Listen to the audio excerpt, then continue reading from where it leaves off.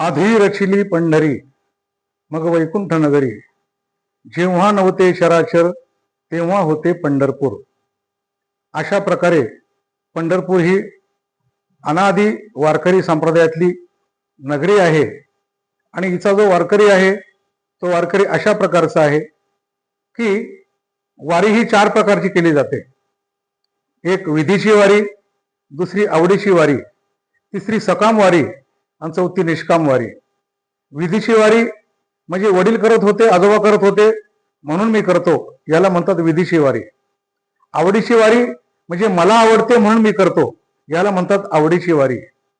सकाम वारी म्हणजे मला वारीतून काही आणि माझ्या जीवनातील संसारिक गोष्टी म्हणा किंवा पारमार्थिक गोष्टी मिळतात, प्राप्त होतात, तर काहीतरी प्राप्त करण्याकरता करतो, याला सकाम वारी म्हणतात.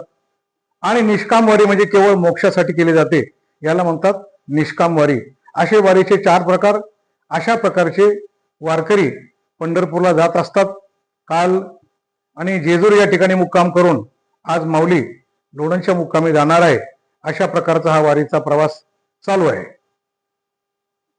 बोलावा विठ्ठल, पाहावा विठ्ठल, करावा विठ्ठल जीव भाव, अशा संत वचनांनी भारावलेले वातावरण, टाळ मृदुंगाचा गजर, अभंग निनाद. आषाढी एकादशी जवळ आली की महाराष्ट्रातील सांस्कृतिक विश्व या भक्ती रंगात न्हाऊन निघतं. पंढरीच्या वाटेवर लाखो वारकरी विठुराईच्या भेटीसाठी निघालेत. आषाढी एकादशी निमित्त गेली 52 वर्ष पंढरीची वारी करणारे ठाण्यातील प्रवचनकार माननीय एकनाथ महाराज सदगीर यांच्याकडनं आज आपण वारीचे अनुभव ऐकणार आहोत. आणि वारीतलं काय वैशिष्ट्य आहे हे सगळं आजच्या या विशेष भागात जाणून घेणार आहोत. नमस्कार, मी योगेश कोळी आणि आपण पाहतात योगेश कोळी ऑनलाईन. योगेश कोळी ऑनलाईन, एक पाऊल तुमच्यासाठी.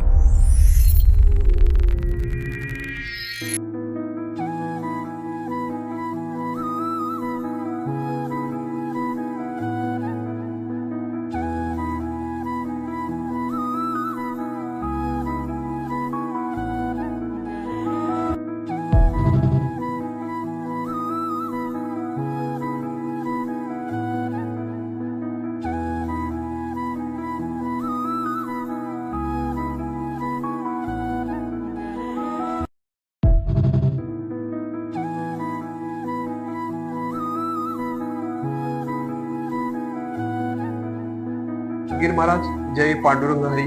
आजच्या ह्या आषाढी एकादशी निमित्त आपण ही विशेष मुलाखत घेतो, त्याच्यात आपलं मनपूर्वक स्वागत. महाराज, वारी म्हणजे नेमकं काय हो? वारी म्हणजे जसा भक्त असतो, जो भक्त पांडुरंगाचा भक्त आहे त्याची पांडुरंगाची वारी. ज्याप्रमाणे एखादा खंडोबाचा भक्त असेल तर मल्हारीची वारी, माझ्या मल्हारीची वारी. जे शक्तीचे उपासक असतात ते त्या प्रकारची देवीची वारी करतात. आपण वैष्णव आहोत आणि वैष्णवाच्या दृष्टीने पांडुरंग परमात्मा जो पंढरपूरला उभा आहे त्याची वर्षातून एक वारी करत असतो. अशा प्रकारची ज्येष्ठ वद्य अष्टमीला प्रस्थान होतं आणि त्यानंतर आषाढ शुद्ध दशमीला सर्व वारकरी पंढरपुरामध्ये जातात आणि ते गात गात जातात. गात जागा गात जागा असं म्हटलंय.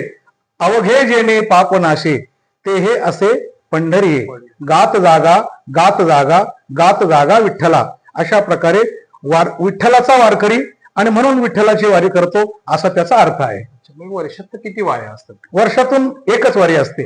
हो, सर्वांची वर्षातून आषाढी एकच. काय वारीची परंपरा कशी आहे? वारीची परंपरा ही खरं म्हणजे आपल्या वारकरी संप्रदायामध्ये आणि ज्ञानोबरायांची वारी ही हैबत बाबा, संत हैबत बाबा यांच्यापासून सुरू झाली. आणि तुकाराम महाराजांची जी वारी आहे ती तुकाराम महाराजांचेच पुत्र नारायण महाराज यांनी चालू केली. असे तुकाराम महाराजांची वारी, ज्ञानोबरांची वारी पुढे एकत्र चालू लागली आणि त्यामुळे ज्ञानोबा तुकाराम, ज्ञानोबा तुकाराम अशा प्रकारचा गजर जाऊ लागला. तर ही वारी म्हणजे अनेक वर्षापासून चालू आहे ती आतापर्यंत. म्हणजे सुनियोजित वारी असते, कुठचे कालनेने बघत नाही, काही नाही. आणि वारकरी कसं वातावरण असतं हे? मुळामध्ये वारी ही वारकरी संप्रदायाच्या वाङ्मयावर आधारित आहे. वाङ्मय म्हणजे काय? जे तुकाराम महाराजांनी गाथा लिहिला, ज्ञानोबरांनी ज्ञानेश्वरी लिहिली, वारी पर अभंग लिहिले. आता गाथा, ज्ञानेश्वरी हे जे अभंग आहे हेच मुळामध्ये संविधानाप्रमाणे नियमात चालण्यास शिकवणारे, माणसाला माणुसकी शिकवणारे.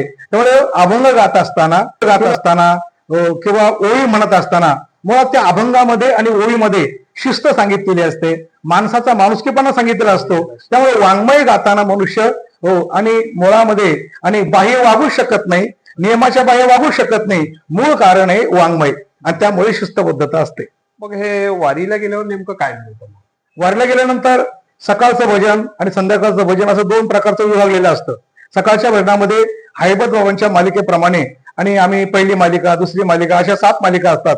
त्यातल्या काही 4 मालिका म्हणत असतो.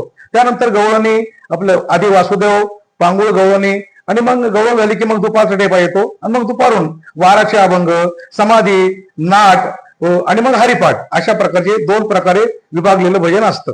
तुम्ही किती वाऱ्या केल्यात आणि कधी वारीला प्रारंभ झाला? पहिली वारी 1974 साली झाली आणि तिथपासून मग आळंदीपासून तर पंढरपुरापर्यंत जवळजवळ माऊलींच्या सोहळ्यामध्ये 74 पासून तर 2002 पर्यंत म्हणजे तिकडे 28 वाऱ्या झाल्या आणि त्यानंतर तुकाराम महाराजांच्या बरोबर म्हणजे अशा एकंदर 52 वाऱ्या आतापर्यंत झाल्या. हो, 52 वाऱ्या झाल्या. वारी करत असताना ती वारी किती महत्वाची वाटते? वारी महत्वाची म्हणजे ज्याप्रमाणे संपत्तीवान माणसाला संपत्तीचा जसा माणसाला लळा लागतो अशा लागते, त्याप्रमाणे संपदा सोहळा नावडे मनाला, लागला टकाळा पंढरीचा, जावे पंढरीशी आवडे मानसी, आणि कै एकादशी आषाढी. म्हणजे इतर माणसाला विषयी माणसाला जसा विषय आवडतो मनापासून, तशी वारकऱ्याला वारी आवडते मनापासून. असा एक भाग असतो, ती ओढ असते एक प्रकारची. मग चालताना कुठे घाई नाही, काही नाही, विठुरायचा गजर करत ओढ फक्त विठुरायची. हो, आणि मनुष्य हा त्या ठिकाणी चालतो. तुम्हाला उदाहरण सांगतो बघा, की चुकून जर एखादा मनुष्य कुठल्या तरी कारणास्तव आपल्या दिंडीपासून मागे राहिला आणि त्याला आता दिंडी आवरायची, त्याला खूप पळावं लागतं, पण पळून सुद्धा दिंडी आटपत नाही. पण ज्यावेळेला तो दिंडीमध्ये येतो आणि मग चालू लागतो, तो सहज चालतो, जणू काही गाडीत बसल्याप्रमाणे. म्हणजे माऊली आपल्याला चालवते, आपले पाय आपोआप चालतात. ही एक असा एक अनुभव माणसाला होतो. दमत नाही, थकत नाही मनुष्य या चालत असेपर्यंत. असा एक आमचा चालण्याचा अनुभव आहे. तुम्हाला कोणता अभंग भावलाय?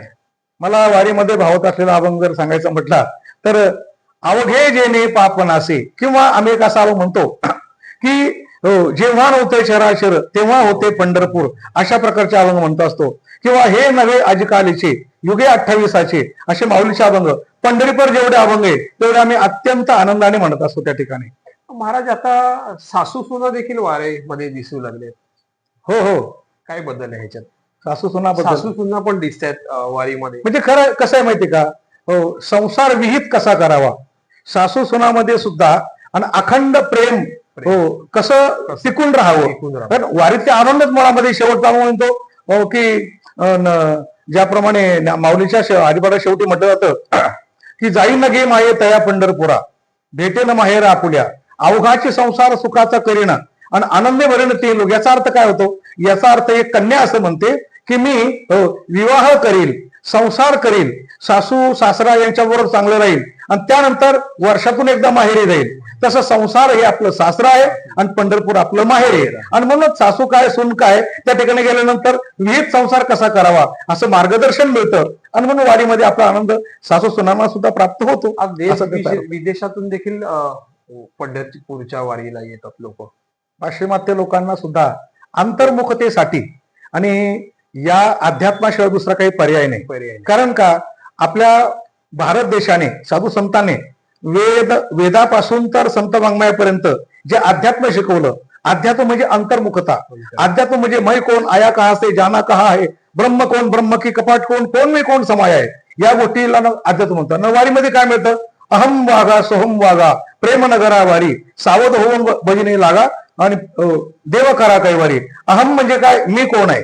सोहम म्हणजे काय? सर्वत्र परमात्मा आहे. म्हणजे अर्थात या गोष्टीला आकर्षित होऊन विदेशातले लोक सुद्धा आणि स्वतः अध्यात्म या नात्याने आणि इकडं आपली ओवी किंवा अभंग तुकाराम महाराजांच्या वारीमध्ये प्रसिद्ध अभंग अशा प्रकारचा आहे. अवघे जेणे पापनासे ते आसे पंढरी, गात जागा गात जागा गात जागा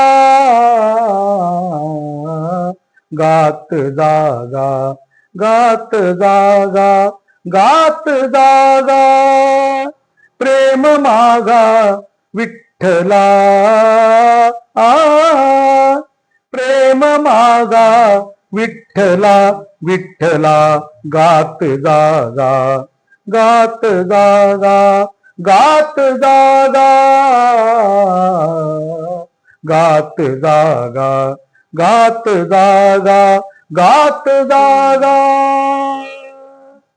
वा, छान, मस्त. प्रश्न तर मी विचारला, पण तरुणांची संख्या आज वारीत प्रचंड आहे. काय तुम्ही तरुणांना उपदेश द्याल? तरुणांची संख्या वाढायलाच पाहिजे. तुकाराम महाराज म्हणतात, तरणा भाग्यवंत नटे हरिकीर्तनात. हे वय वारीच असतं. आणि पंचविंशती पर्यंत ब्रह्मचर्य समाचरित गुणवान शक्ती संपन्न शतायुस्त असं महाभारतामध्ये म्हटलेलं आहे. तेव्हा तरुण यायला लागला, येणं गरजेचंच होतं. विज्ञानाचा विकास, त्याचं जे आकर्षण खूप वाढलेलं आहे. आणि विज्ञान माणसाला चंचल बनवतं. टीव्ही असो, मोबाईल असो, तर मनुष्य एकाग्र होण्याकरता, अध्यात्माकरता वारीकडे येऊ लागला, ही आनंदाची गोष्ट आहे. पण तरुणांच्या येण्यामुळे वारीमध्ये संख्या वाढली. संख्या वाढल्यामुळे, गर्दीमुळे अनेक प्रकारच्या गोष्टी घडू लागल्या. आणि त्यामुळे खरे वारकरी जे चालतात, त्यांचं जे नियमाप्रमाणे भजन आहे, त्याच्यावर थोडा विपरीत परिणाम होऊ लागला. ही गोष्ट खरी. तरुणाने यावं यात कुठल्याही प्रकारची शंका नाही. पण तरुणाने आल्यानंतर तिथं जेणेकरून सपथ्य, जेणेकरून संत वाङ्मयाशी कसं जोडता येईल. वारकऱ्यामध्ये चालत असताना आपल्याला अभंग गात असताना अभंगाचा अर्थ कसा कळल, अशा प्रकारची वारी करायचा प्रयत्न करावा. केवळ बहिरंग, केवळ फोटो काढणं, केवळ आणि नाचकाम करणं, अशा प्रकारची वारी नसावी, असं माझं मत आहे. तरुणांनी अवश्य यावं, सुधारणा व्हावी. पण त्यामध्ये तरुणांचा हेतू असा असला पाहिजे, यातून आम्हाला अध्यात्म काहीतरी मिळेल असं असायला पाहिजे. निर्व्यसनता प्राप्त होईल, देशप्रेम निर्माण होईल, आपल्या महाराष्ट्राची संस्कृती काय आहे ते समजून घेऊ आपण, अशा अर्थाने त्यांनी जिज्ञासू वृत्तीने यावं, असा एक भाग आहे त्यामध्ये फार महत्वाचा. वारकरी परंपरेच्या भक्तीतला समृद्ध आणि संत वाङ्मयातील समृद्ध जीवनसृष्टी. खरं तर विठ्ठल भक्तीचा हा अविरत ठेवा आज सद्गीर महाराजांनी उलगडून दाखवला. यामुळे आपल्याला सगळं वारीतलं काय महत्व आहे हे निश्चितच कळलेलं आहे. जगण्याचा पाया, चालण्याचे बळ, विचारांची कळ, तुकाराम. थांबू येथे. जय पांडुरंग हरी. एक पाऊल तुमच्यासाठी. रामकृष्ण.